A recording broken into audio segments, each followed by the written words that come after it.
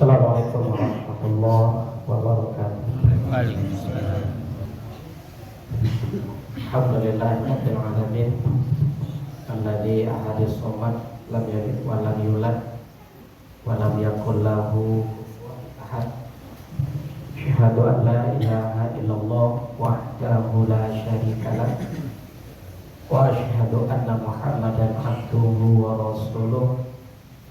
Sallallahu alaihi wasallam. La nabiyya wa rasulah ba'da abada.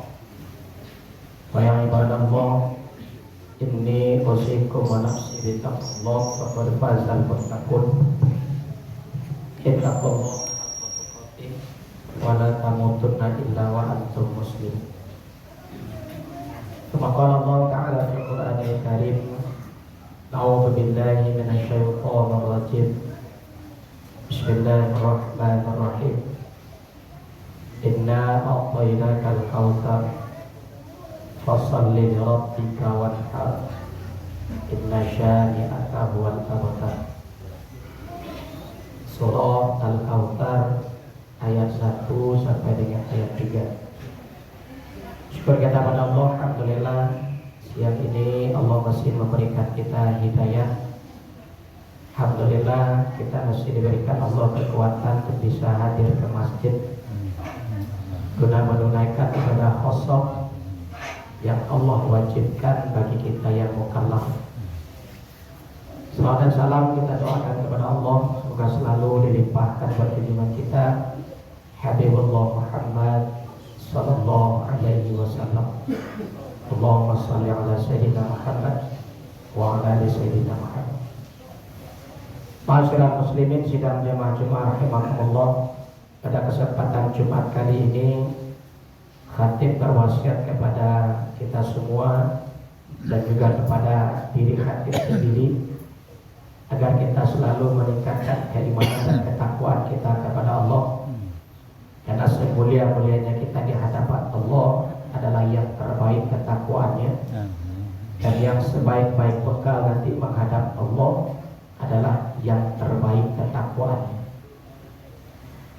Maka sebagai wasiat takwa pada siang hari ini, khatib landaskan kepada firman Allah surah Al-Kautsar ayat 1 sampai ayat 3. Allah jelaskan, Inna a'tainakal kautsar.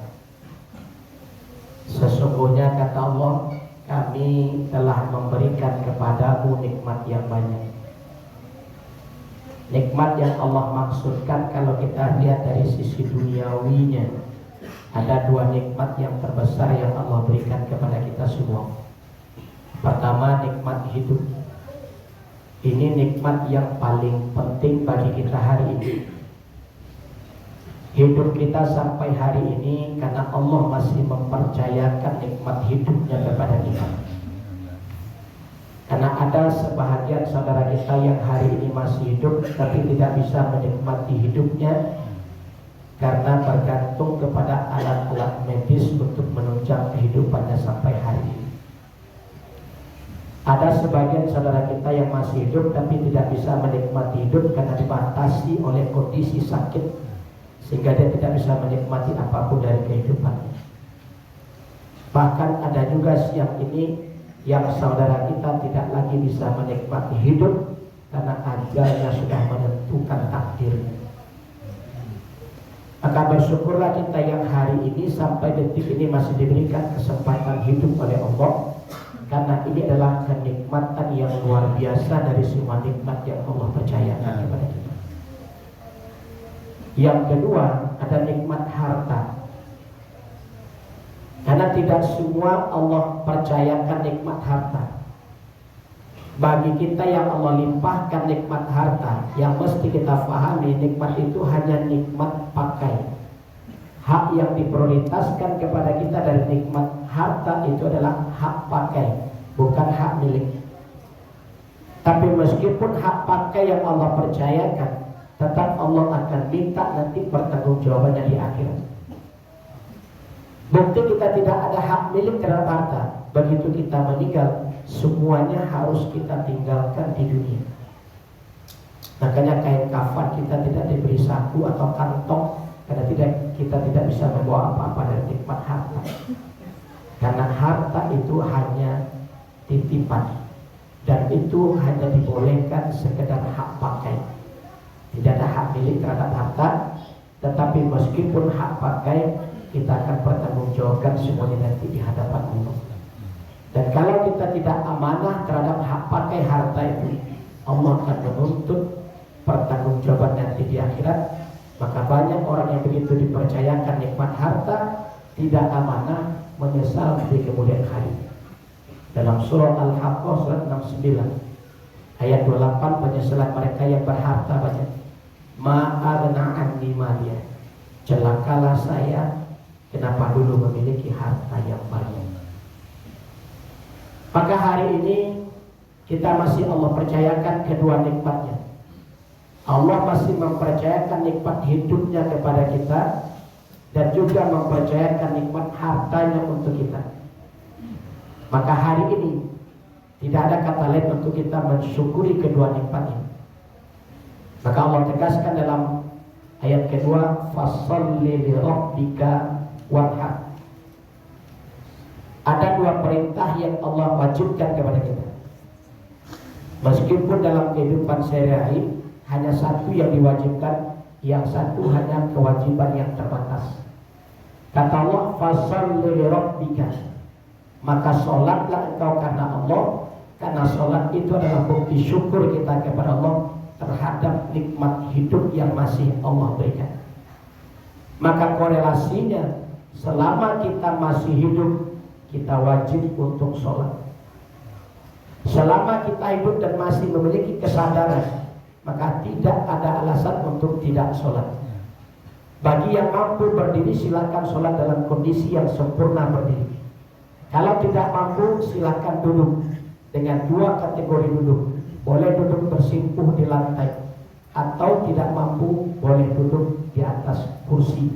Yang jelas, rukhsah itu sudah diberikan bagi orang yang tidak mampu lagi berdiri dalam sholat. Tidak mampu juga duduk, boleh sambil berbaring. Selama dia masih sadar dalam kehidupannya, maka kewajiban sholat itu masih melekat terhadap dirinya, meskipun dia tidak bisa lagi untuk duduk. Dan kalaupun berbaring sudah tidak memiliki kekuatan, tidak bisa lagi mengangkat tangannya dan membalikkan badannya, tapi kesadaran masih hidup, dia wajib sholat meskipun hanya dengan kedipan mata. Selagi dia masih hidup dan sadar, sholat wajib tetap dilaksanakan. Tapi kalau dengan kedipan mata pun sudah tidak mampu, maka bersabarlah, kami semua yang akan mensolatkan nantinya. Artinya, selagi masih hidup, wajib untuk sholat. Karena sholat itu adalah ungkapan syukur kita kepada Allah terhadap nikmat hidup yang Allah berikan.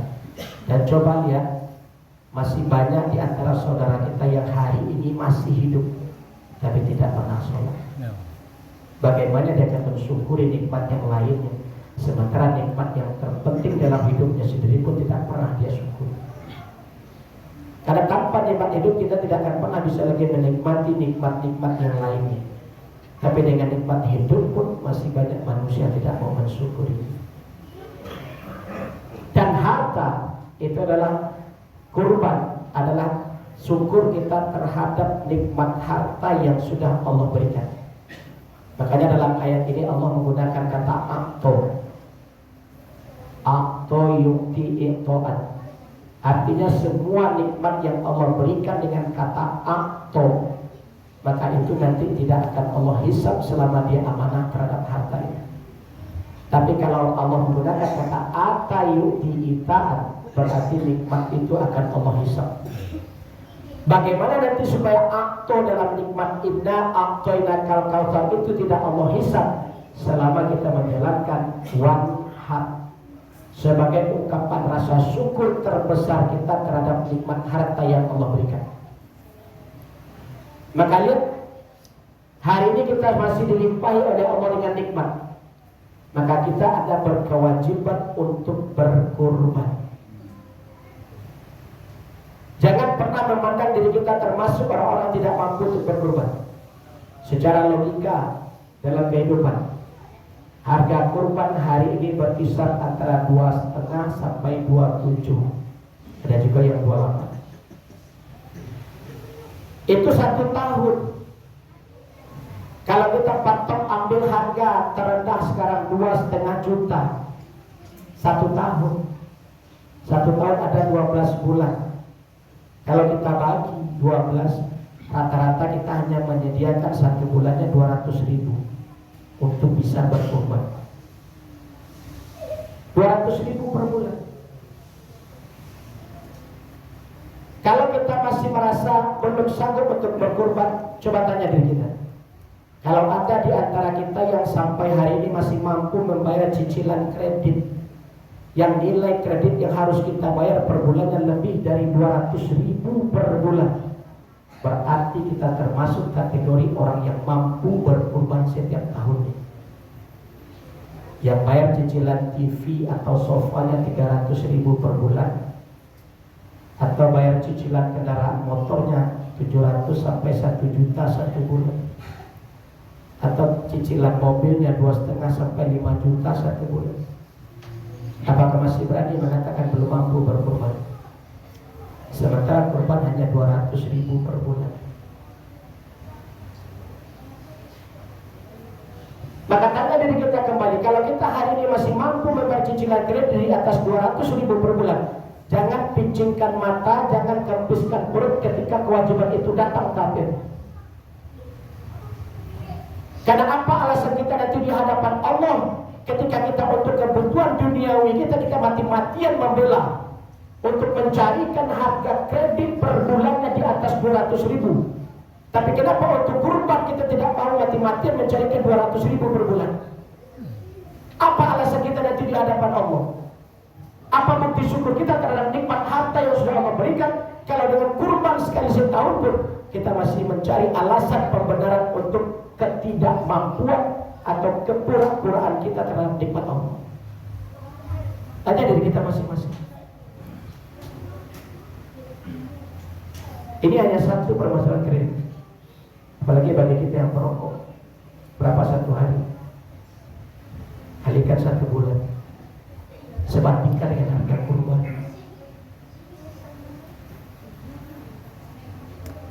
Maka selama kita masih mampu membayar cicilan kredit, dengan pernah bilang kita tidak mampu berkurban. Karena nanti semua pernyataan kita nanti itu yang tergetak di hati kita mengatakan kayaknya kita belum mampu berkurban. Ada yang beralasan kami dengan kehidupan seperti ini kalau tidak dengan dikredit, dicicil tidak akan mampu mendapatkannya, Ustaz. Oke.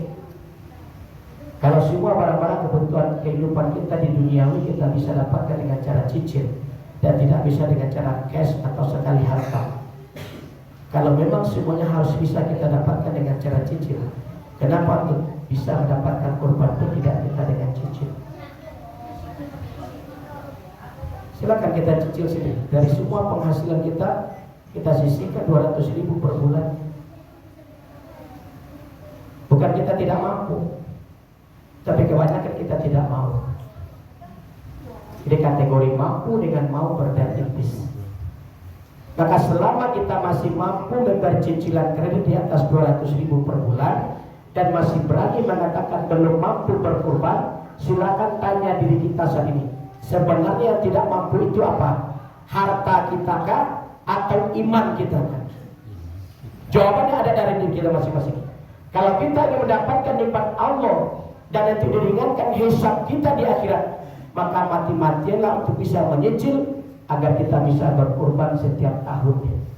Kalaupun tidak mampu 1 orang 1 kurban, 1 keluarga pun dengan 1 kurban, itu akan meringankan hisab kita semua nanti 1 keluarga. Maka jangan pernah mengatakan diri kita tidak mampu selama kita masih bisa memenuhi kebutuhan duniawi kita dengan cara menyicil. Maka tanya diri kita hari ini, apakah kita termasuk orang yang belum mampu berkurban atau termasuk orang yang belum mau berkurban? Mudah-mudahan ada manfaatnya. Barakallahu li wa lakum fil Qur'anil Karim wa nafa'ani wa iyyakum bima fihi minal ayati wa dzikril hakim. Wa taqabbal minni wa minkum tilawatahu innahu huwal ghafurur rahim. memperingati hari Uqtisam bihablillahil matin. Asyhadu an la ilaha illallah wahdahu la syarika lah wa asyhadu anna Muhammadan abduhu wa rasuluh sallallahu alaihi wasallam la nabiyya wa rasulah ba'da amma ba'd. Fa ya ibadallah, inni usikum wa nafsi bittaqwallah faqad fazal muttaqun. Ittaqullaha haqqa tuqatih wa la tamutunna illa wa antum muslimun. Tsumma qala Allah Ta'ala fil Qur'anil Karim, a'udzu billahi minasyaitonir rajim. Bismillahirrahmanirrahim.